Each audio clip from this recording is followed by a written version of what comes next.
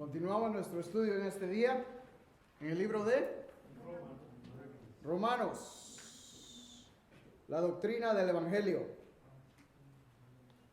¿En qué capítulo nos quedamos? Capítulo 8, versículo 5, empezamos hoy. Y antes de entrar de lleno a nuestro estudio, vamos a orar y poner este tiempo en las manos de Dios. Mi Dios, te agradecemos, Padre, por esta oportunidad que nos das de abrir tu santa palabra. Señor, gracias porque es poderosa para cambiar nuestra vida. Gracias porque es poderosa para redarguirnos, para demostrarnos, Señor, lo que tú quieres para nuestra vida, Señor. Y eso es que te agrademos a ti cada día, Señor, y que seamos más como Cristo. Mi Dios, te ruego que abras nuestro entendimiento, que abras nuestro corazón, que nos permita, Señor, entender tu mensaje, Padre, y que podamos aplicarlo a nuestras vidas. Bendícenos en esta mañana, bendice el servicio y a tu siervo que traerá tu palabra. En tu nombre oramos. Amén. Muy bien. Romanos capítulo 8. Y qué capítulo más lleno de hermosura, de piedras tan preciosas. Y hablábamos en las 2 semanas pasadas que Pablo aquí empieza a hacer enfoque y a hablar y a mencionar mucho más al Espíritu Santo. Y dijimos que 19 veces menciona el poder transformador del Espíritu Santo en este solo capítulo. Hasta ahora Pablo ha venido haciendo contrastes, ¿no?, entre la ley y la libertad en Cristo, la carne y el Espíritu. Y ahora estamos aquí en el capítulo 8 donde continúa ese mismo contraste. Y en los primeros 4 versículos, si ustedes se acuerdan, estuvimos hablando en cuanto a la obra del Espíritu Santo y la libertad que tenemos en Cristo. El versículo 1 dice: ahora pues, ninguna condenación hay para los que están en Cristo Jesús. Esto, o los que no andan conforme a la carne, sino conforme al Espíritu. Y desde ahí empieza Pablo hablando este mismo tema que hemos estado siguiendo. ¿Todos tienen su hojita? Muy bien. ¿Quiénes hicieron su tarea? Bueno, uno. Gracias a Dios. Con uno que salvemos. No, son bromas, son bromas. Ok, vamos a leer el versículo 5. Vamos a empezar a desmenuzar este pasaje. Dice del 5 al 8 es donde estamos. Y el tema de estos 3 versículos es: el espíritu es vida, la carne es muerte. Porque los que son de la carne piensan en las cosas de la carne, pero los que son del espíritu, en las cosas del espíritu. Porque el ocuparse de la carne es muerte, pero el ocuparse del espíritu es vida y paz. Por tanto, los designios de la carne son enemistad contra Dios, porque no se sujetan a la ley de Dios, ni tampoco pueden. Y los que viven según la carne, ¿qué dice? No pueden agradar a Dios. El espíritu es vida y la carne es muerte. Pero como siempre lo hacemos, ¿qué quiere decir esto? Está hablando de 2 estilos de vida. 2 estilos de vida en un cristiano. El cristiano, o la mente, que piensa en la carne, vivirá en la carne. El cristiano, o la mente que piensa en el espíritu, vivirá, obviamente, en el espíritu. Pero ¿qué tan fácil o qué tan difícil es, mis hermanos, pensar en el espíritu? ¿Qué cree usted? ¿Se le dificulta a usted pensar en el espíritu? ¿O se le hace fácil? Les he dicho, ¿verdad?, que yo traté una vez en dedicarle una semana entera al Señor. Y le dije: Señor, ayúdame a buscar nada más tu rostro en esta semana entera, una semana. No tardé ni 10 minutos y ya estaba pensando en las cosas que no eran en el Espíritu. ¿Pero por qué? ¿Por qué es eso? Por el pecado que está en nosotros, porque somos humanos, por la naturaleza pecaminosa que hay en nosotros. Y la palabra de Dios nos dice que el espíritu a la verdad está dispuesto, pero la carne es débil. Mi espíritu quería estar en comunión con Dios. Y me desperté ese día y me arrodillé, le entregué el día al Señor. No llegué al baño hasta cepillarme los dientes cuando empecé a pensar qué tenía que hacer durante ese día, ¿verdad? No era que no hubiera deseado, sino que automáticamente me di cuenta, Señor, ya no estoy pensando en ti, ya estoy pensando en lo que tengo para este día.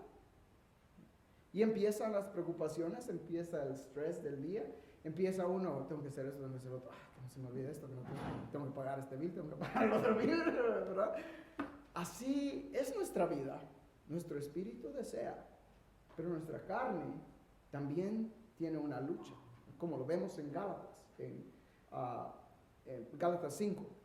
Entonces, mis hermanos, requiere que el cristiano esté constantemente luchando y tratando de estar en perfecta comunión con Dios.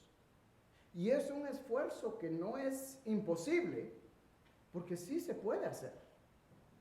Se puede estar en perfecta comunión siempre en el Espíritu, pero cuesta.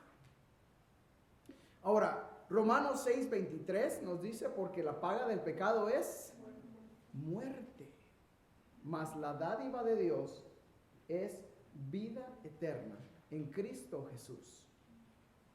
Entonces, mis hermanos, hay personas que aunque se autodenominan, se llaman ser cristianos, nosotros podemos ver que su mente no está en el Espíritu.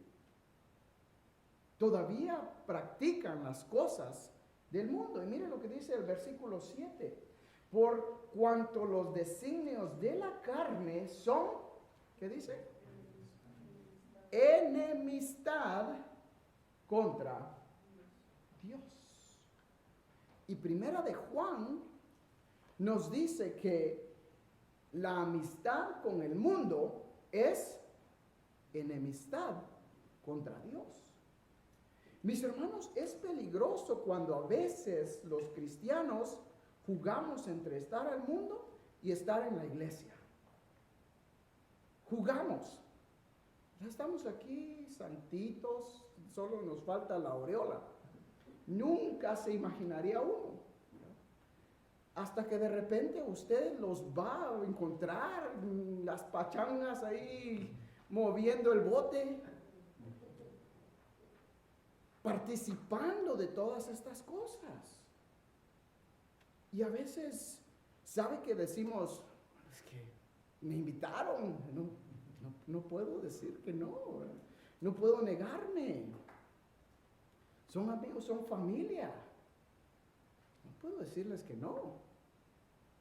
Déjeme decirle que sí puede. Sí puede. En primer lugar, no es obligación que vaya.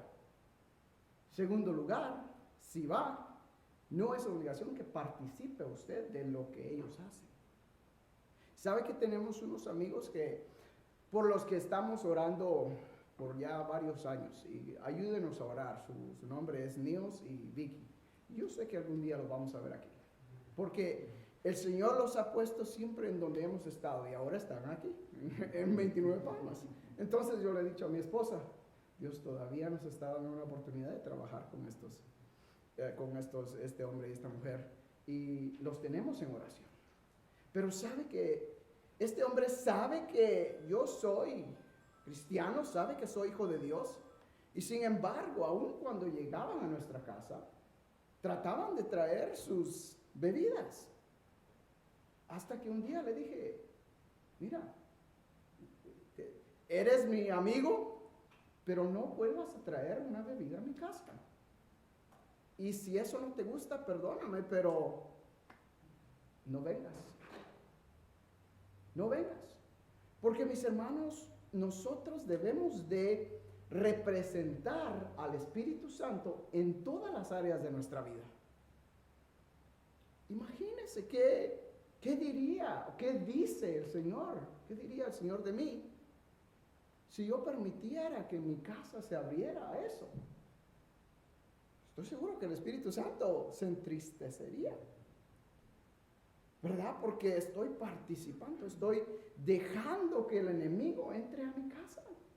No lo puedo permitir. De igual manera, si voy yo a la casa de ellos, ellos ya saben. No me ofrezcas eso. Y el momento que empiezan a sacar sus bebidas, ¿sabe qué hago? Bueno, que pasen bien, gracias por invitarnos, nos vamos. Oh, ya se van, pero acaban de venir. Tú sabes que yo no puedo compartir con eso. Me voy. No me importa. Prefiero agradar a Dios y quedar mal con el hombre que ofender a mi Dios. Por cuanto los designios de la carne son enemistad contra Dios. Dios no lo soporta. Porque no se sujetan a la ley de Dios, ni tampoco pueden. Y no es que Dios sea un Dios que nos mande un rayo cada vez que le fallemos, ¿verdad? No, es simplemente que Él no puede tolerar el pecado. Aunque quisiera, no lo puede tolerar. Y tampoco esta gente se puede sujetar ni puede entender las cosas que nosotros hacemos. No pueden, es imposible. Versículo 8, y los que viven según la carne no pueden agradar a Dios. Espero, mis hermanos, que no vivamos en la carne. Porque si vivimos en la carne, perdóname, pero no puede usted agradar a Dios. Eso es duro pensarlo. ¿Cómo puede ser? Pues sí, no lo digo yo, lo dice la palabra de Dios. Seguimos, no quiero asustarlos tan pronto, ¿verdad? Pero, muy bien, versículo 9. Dice, mas vosotros no vivís según la carne. Y acuérdense, esto es lo lindo del Evangelio que Pablo está hablando aquí. Dice, esto era lo que eran, pero ahora no vivimos bajo la carne, sino según el Espíritu, si es que el Espíritu de Dios mora en vosotros. Si alguno no tiene el Espíritu de Cristo, no es de Él. Pero si Cristo está en vosotros, el cuerpo en verdad está muerto a causa del pecado, mas el Espíritu vive a causa de la justicia. Y si el Espíritu de aquel que levantó de los muertos a Jesús mora en vosotros, el que levantó de los muertos a Cristo, Jesús vivificará también vuestros cuerpos mortales por su Espíritu que mora en vosotros. Quiero que subraye usted ahí su Biblia, el versículo 9, la última parte. Si alguno no tiene el Espíritu de Cristo, ¿qué dice? No es de Él. Mucha, ¿cómo se dice? Controversia en cuanto a, ¿qué pasa si un cristiano cae? ¿Qué esto, qué lo otro? ¿Qué hace el cristiano? ¿Qué hace Dios como el cristiano? ¿Es algo, no es algo? Más claro no se puede decir.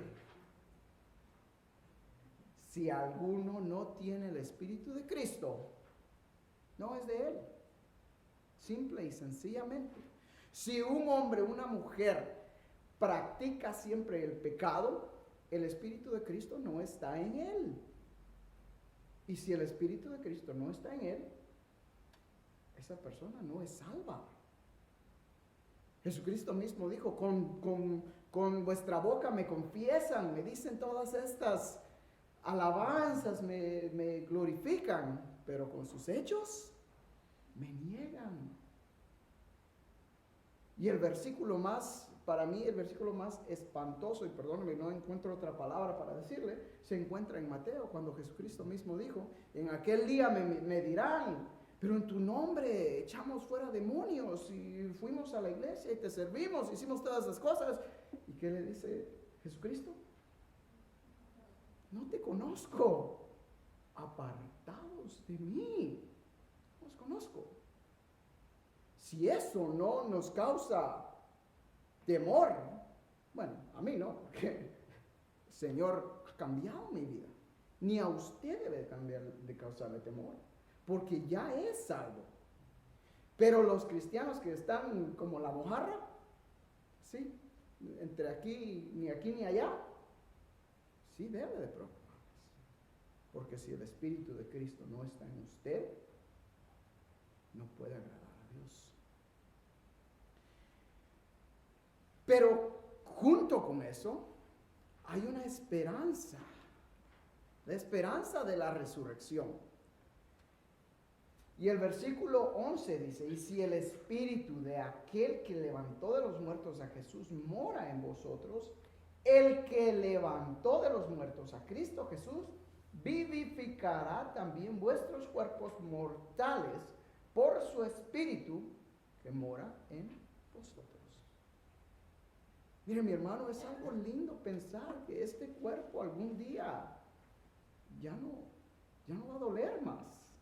Ya no más dolor de espalda, no más dolor de cabeza, no más dolor de cuerpo, no más enfermedades.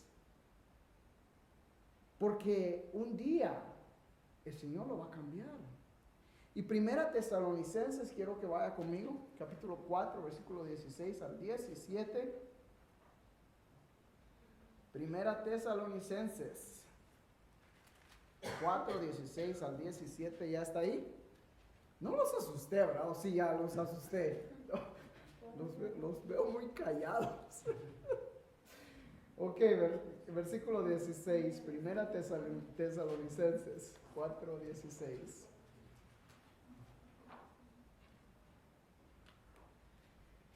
Y está Pablo hablando otra vez a la iglesia de Tesalónica y dice, porque el Señor mismo, con voz de mando, con voz de arcángel y con trompeta de Dios, descenderá del cielo, y los muertos en Cristo resucitarán primero. Luego nosotros, los que vivimos, los que hayamos quedado, seremos arrebatados juntamente con ellos en las nubes para recibir al Señor en el aire, y así estaremos siempre con el Señor. Está hablando del día que usted y yo encontremos a Jesucristo en las nubes, el día del rapto. Dice que los que estemos vivos, los que estemos todavía no hayamos dormido, no hayamos muerto, seremos arrebatados. Literalmente está hablando de algo así, arrebatado. Quitar las cosas sin pedir permiso, sin dar ninguna advertencia. Arrebatados. De repente, mis hermanos, esta iglesia va a estar vacía. Y ese es mi deseo. Que no haya ninguno aquí. Que vengan visitas a tocar y ¿qué pasó? ¿Por qué no están aquí hoy? Bueno, quizás nos vemos en 7 años. No sé. Pero que usted y yo, mis hermanos, estemos ya gozando de la presencia de Dios. Eso es lindo. Eso es lindo pensar. Y esa es la esperanza de la resurrección que tenemos. Si habremos muerto, para entonces va a ver usted a Cristo primero. Si todavía estamos vivos, nuestros cuerpos van a ser cambiados. ¿Cómo? Yo no sé. Yo no lo sé. Pero las imperfecciones de nuestros cuerpos van a cambiar. Van a cambiar. Cualquier cosa que usted ha cambiado en su cuerpo, Dios lo va a hacer nuevo una vez más. Y yo me gozo, mis hermanos, porque todos quizás habemos cometido errores en nuestras vidas. Y yo no estoy exento.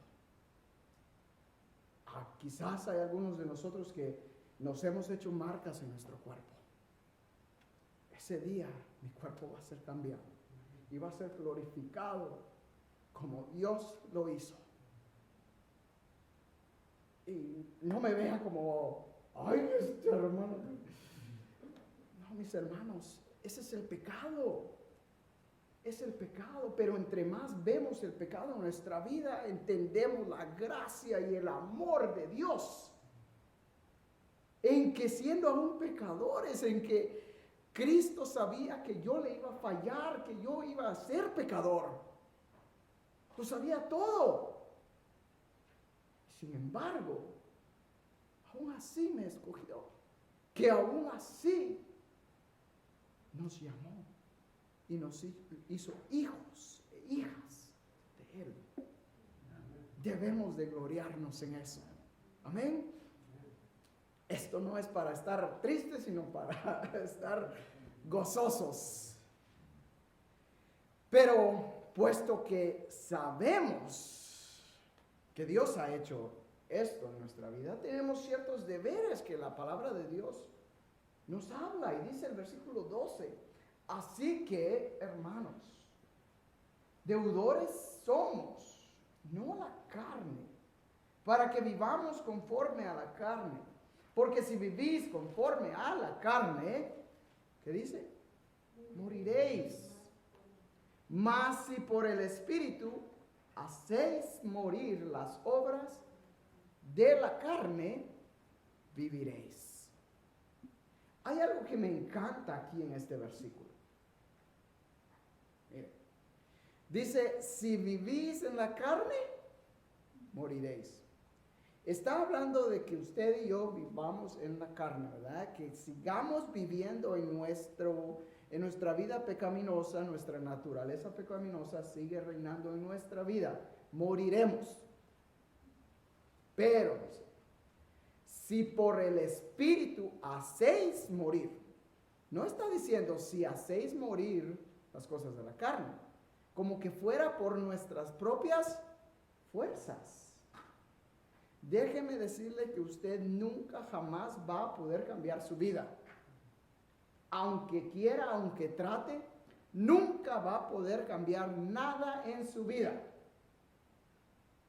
Podrá tener todas las buenas intenciones, pero no va a poder. Ni nunca va a poder cambiar a otras personas. Su esposo, su esposa, no es su trabajo. El único que cambia vidas es el Espíritu Santo. Es Dios. El poder transformador de Dios es el único que cambia vidas. Mas si por el Espíritu hacéis morir las obras de la carne, viviréis, dice Pablo. Mis hermanos, cuando nosotros dejamos que el Señor venga y tome control de nuestra vida, 100%, no quiere decir que usted ya no vaya a pecar.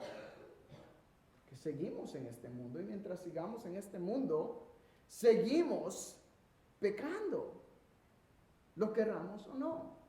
Eso es algo que debemos de entender y debemos de aceptar. Pero cuando dejamos que Dios tome control de nuestra vida, Él va limpiando nuestra vida. Va limpiando y va quitando todo lo que nos sirve. Como un jardinero.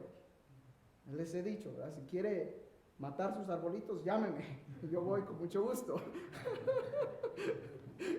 Empiezo a cortarle y cuando siento ya dejé el puro tronco. Dios no es así. Dios muy cuidadosamente quita todo lo que nos sirve.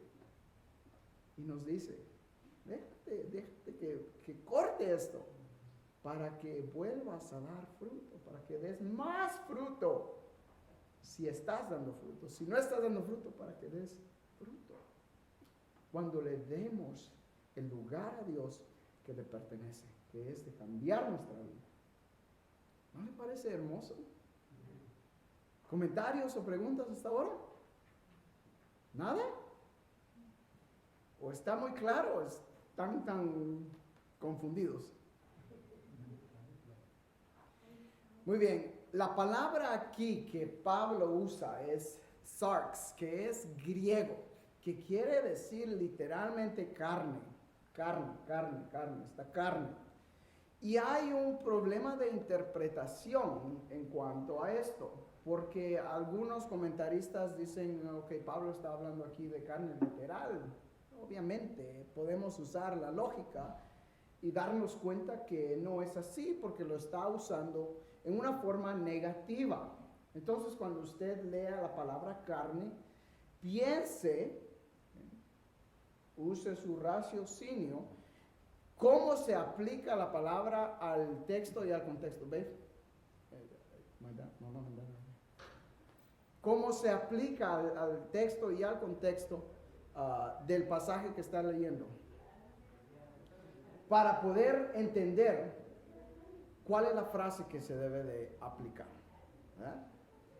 Entonces, aunque aquí la palabra que se usa es literalmente de carne, no hay palabra que se traduzca del griego al español que quiera decir otra cosa. Entonces, por eso es que hay traducciones que lo traducen a la naturaleza pecaminosa, para que el que lo esté leyendo entienda de lo que están hablando.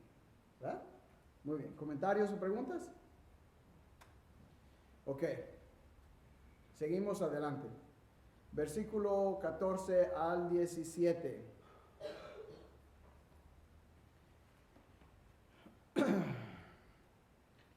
Dice la palabra de Dios: porque todos los que son guiados por el Espíritu de Dios, estos son hijos de Dios. Pues no habéis recibido el espíritu de esclavitud para estar otra vez en temor, sino que habéis recibido el espíritu de adopción, por el cual clamamos, Abba, Padre. El Espíritu mismo da testimonio a nuestro espíritu de que somos hijos de Dios. Y si hijos, también herederos, herederos de Dios y coherederos con Cristo. Si es que padecemos juntamente con Él, para que juntamente con Él seamos glorificados. Esta es una de las bellezas del Evangelio, mis hermanos, en que Dios nos ha llamado sus hijos. Bienvenidos. Estos son mis padres, para los que no los conocen, Elías y Marta. Nos gozamos que estén con nosotros este día. Gracias.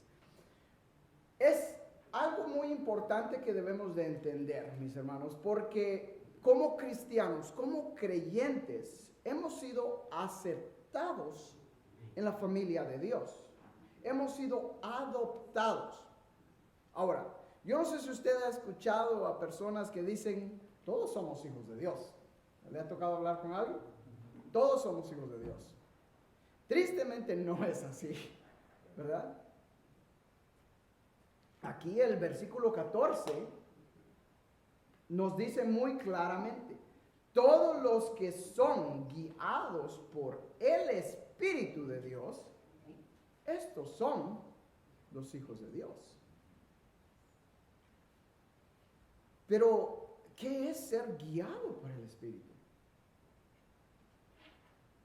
¿Ha experimentado usted el Espíritu guiando su vida? Amén. A veces nos cuesta, mis hermanos, déjenme decirle, a veces cuesta dejar que el Espíritu Santo guíe nuestras vidas. Dejar que el Espíritu Santo guíe nuestras decisiones. Y vamos a ver más adelante por qué nos cuesta tanto. Porque no sabemos la voluntad de Dios. Es simple y sencillamente. Pero el ser guiado por el Espíritu Santo quiere decir que usted esté dispuesto a aceptar las cosas que vienen a su vida. Poner las cosas delante de Dios y dejarlas ahí. Dejarlas ahí. Que sea Dios quien se encargue. Ahora, hay cosas que nosotros podemos cambiar, cosas que nosotros podemos afectar, y hay cosas que no podemos. Recientemente pudimos experimentar la mano de Dios con mi esposa.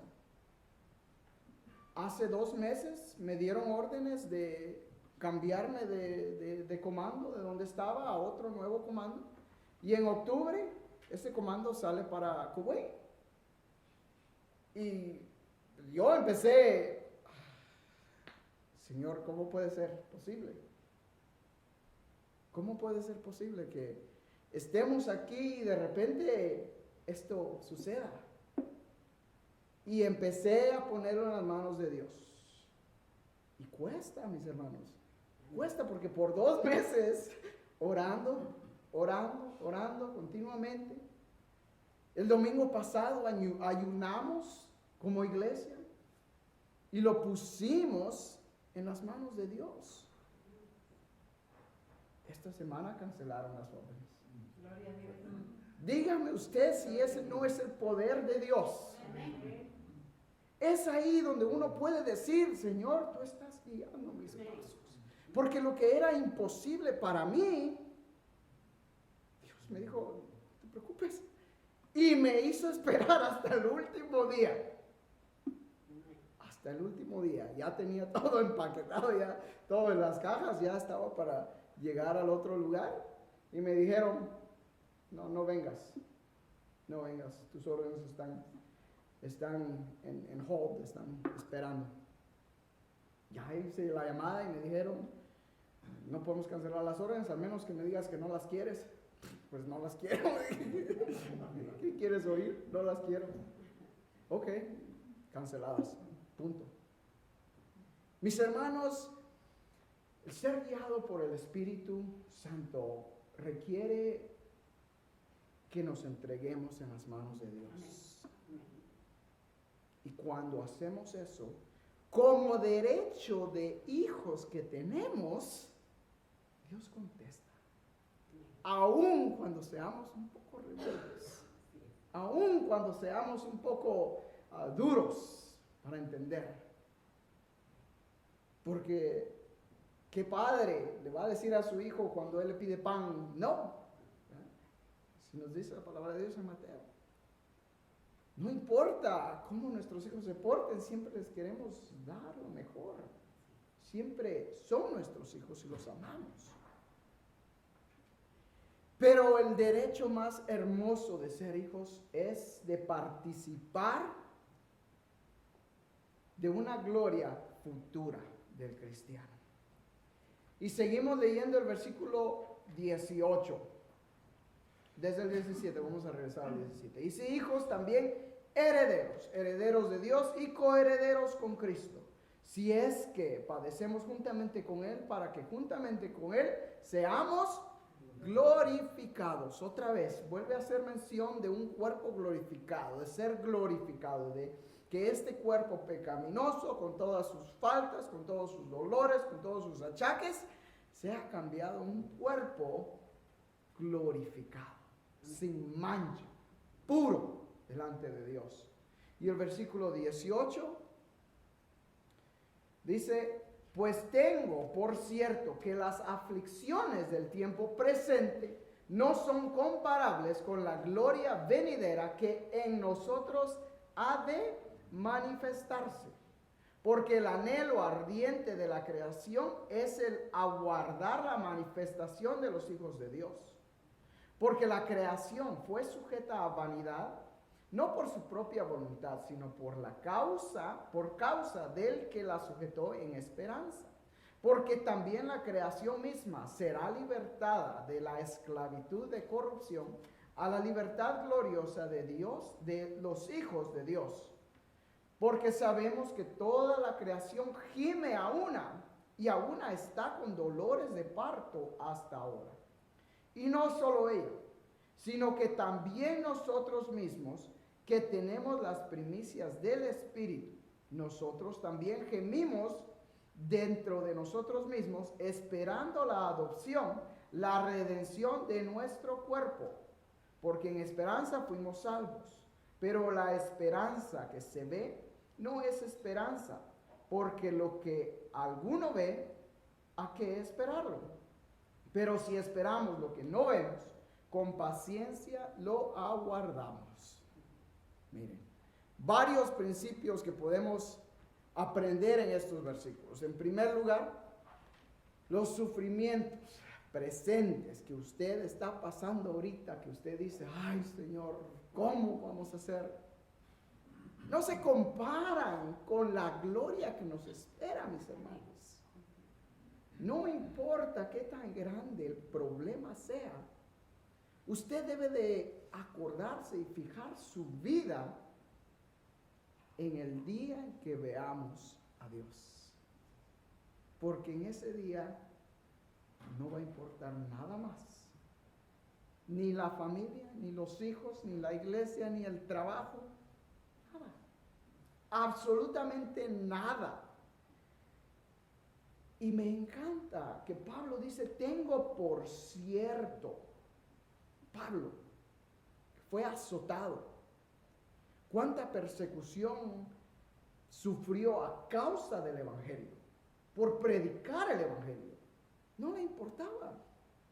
Él dice, estoy seguro 100% que las aflicciones que he tenido, lo que estoy viviendo, no se compara con lo que me espera. Eso es lindo, mis hermanos. Pero también habla en cuanto a la creación gimiendo, como con dolores de parto, dice. Y las mujeres obviamente pueden entender eso. Pero sabe que Jesucristo también habló en cuanto a eso en el capítulo 24. Dice, estos son los principios de dolores. Y vaya, o que alguien por favor me busque Juan 16, 20 al 22. Juan 16, 20 al 22. ¿Quién lo tiene? ¿Alguien?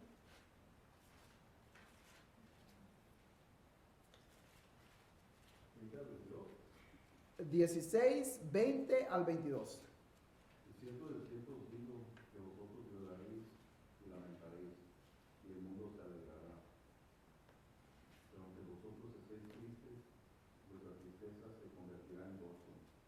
La mujer cuando da a luz tiene dolor, porque ha dado su hora, pero después que ha dado a luz un niño, ya no se acuerda de la angustia por el gozo de que haya nacido un hombre en el mundo.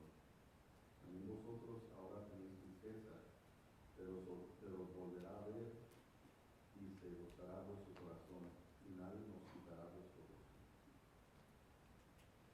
Gracias, hermano.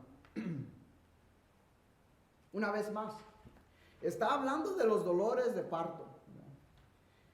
El Señor me ha concedido el privilegio de estar en cada uno de los nacimientos de nuestros hijos. Y el primer nacimiento de Alejandra, empezaban los dolores. Los primeros meses empezaban los dolores y poco a poco van aumentando. Y ahí estábamos cuando empezaban los dolores, vamos al hospital. Y el doctor, no, regresa dentro de un mes. Siguen los dolores, empiezan a aumentar. Ya cuando nació Aarón, yo creo que ya tenía los 8 meses y medio y ya empezaban los dolores más seguidos. Todavía esperamos hasta que ya el doctor dijo, ¿por qué no viniste antes? Y mis hermanos, así es la vida del creyente, del cristiano. ¿Sabe que a veces tenemos que pasar dolores? Jesucristo mismo dijo, en el mundo tendréis aflicción, pero confiad. Yo he vencido al mundo. Entonces es importante que nosotros entendamos eso, porque el ser cristiano no quiere decir que no vayamos a pasar problemas, dificultades, dolores, pero la esperanza que nos espera es como un nacimiento. Después de los dolores, el instante que el niño nace, a la madre se le olvidan los dolores completamente. Ni siquiera se recuerda de ellos. Por el gozo de ver a su hijo. Así es el cristiano. Después que experimentamos dolores, aflicciones, problemas, va a venir un gozo, mis hermanos, que nos va a hacer olvidar todo, absolutamente todo. Y está hablando en cuanto a la naturaleza y dice que gime. Pero el versículo 23 me llama la atención. Dice, no solo ella, sino que también nosotros mismos, que tenemos las primicias del Espíritu, que dice, también gemimos dentro de nosotros mismos, esperando la adopción, la redención de nuestro cuerpo. ¿Gime usted por esperar ese día? ¿Está su espíritu ansiando ver ese día? Yo sí, mis hermanos, se los he dicho continuamente. Yo anhelo ese día. Y le he dicho, Señor, permíteme verte ya, pronto. ¿Por qué? Porque todavía no vienes. Porque no es su tiempo. Pero debemos de gemir, debemos de esperar ansiosamente ese día. Ahora, la esperanza que está hablando aquí, mis hermanos, el versículo 24 dice, porque en esperanza fuimos salvos. Pero la esperanza que se ve no es esperanza, porque lo que alguno ve, hay que esperarlo. Pero si esperamos lo que no vemos, con paciencia lo aguardamos. ¿Sabe que yo creo que una mejor traducción sería la seguridad, no esperanza? Porque nosotros confundimos la palabra esperanza. Cuando decimos esperanza es, tengo esperanza que algún día me voy a ganar la lotería. La esperanza. El cristiano no tiene esperanza si voy a ver a Dios o no. Es una seguridad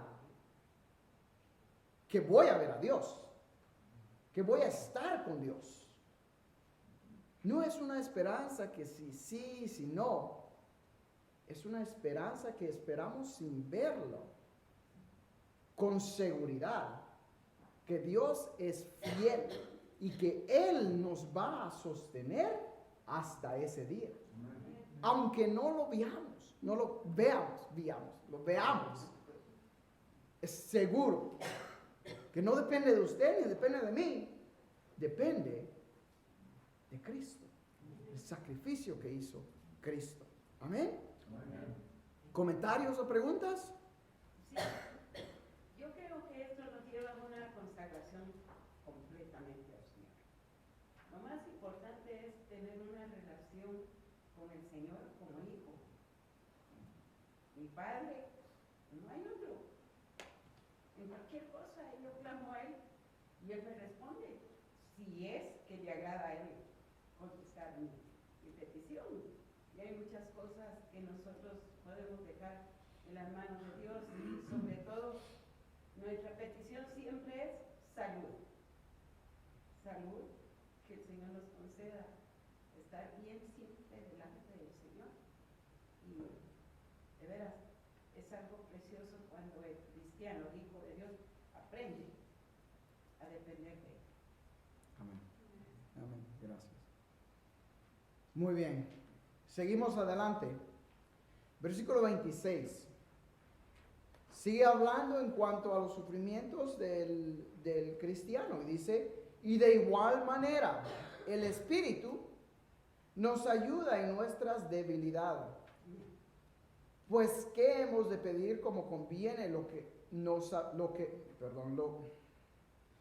Pues, ¿qué hemos de pedir como conviene? No lo sabemos, pero el Espíritu mismo intercede por nosotros con gemidos indecibles.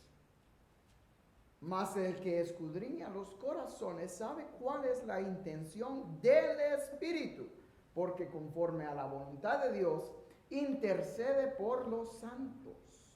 Y sabemos que a los que aman a Dios, todas las cosas les ayudan a bien.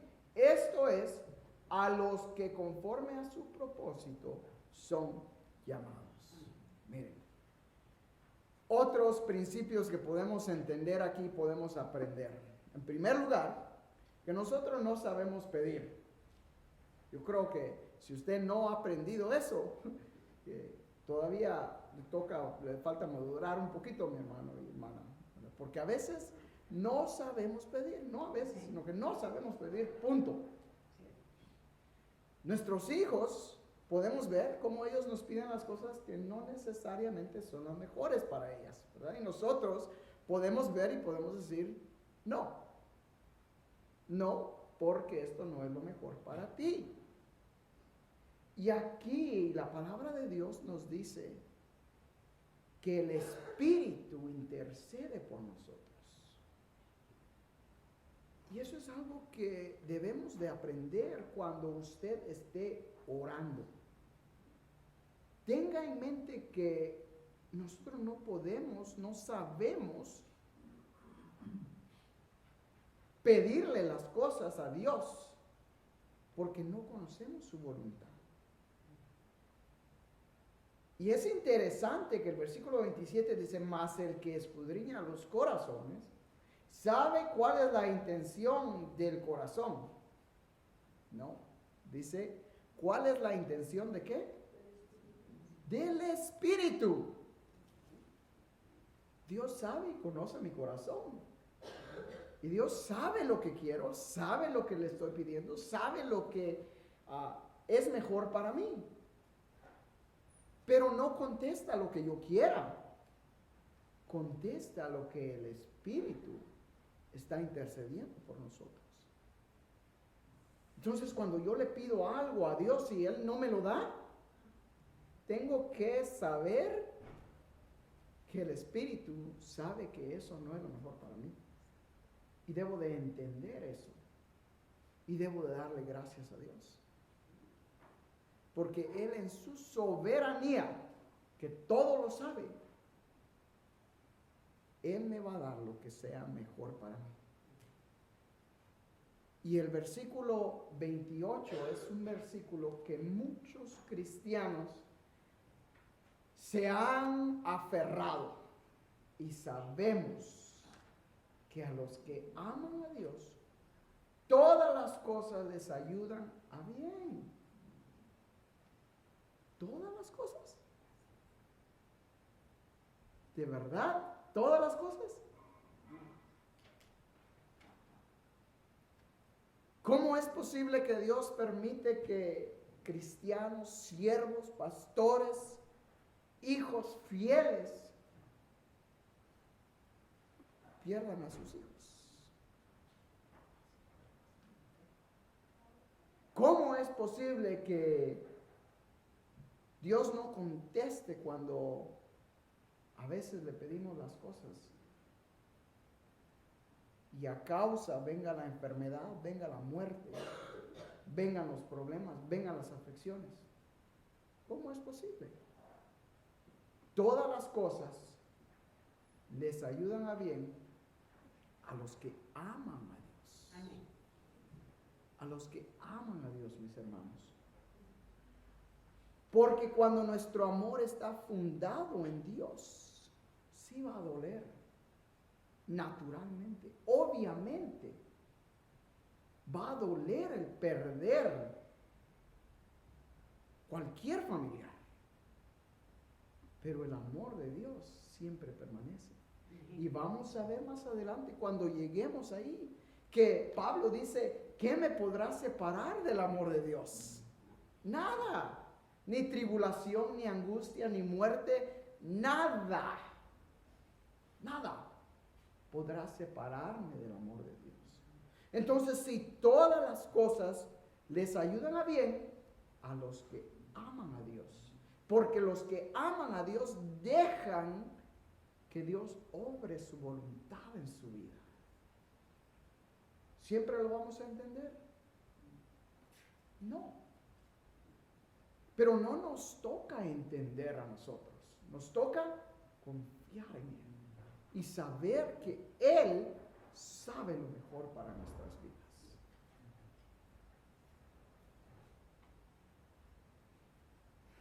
Así es de que, mis hermanos, confiemos en Dios.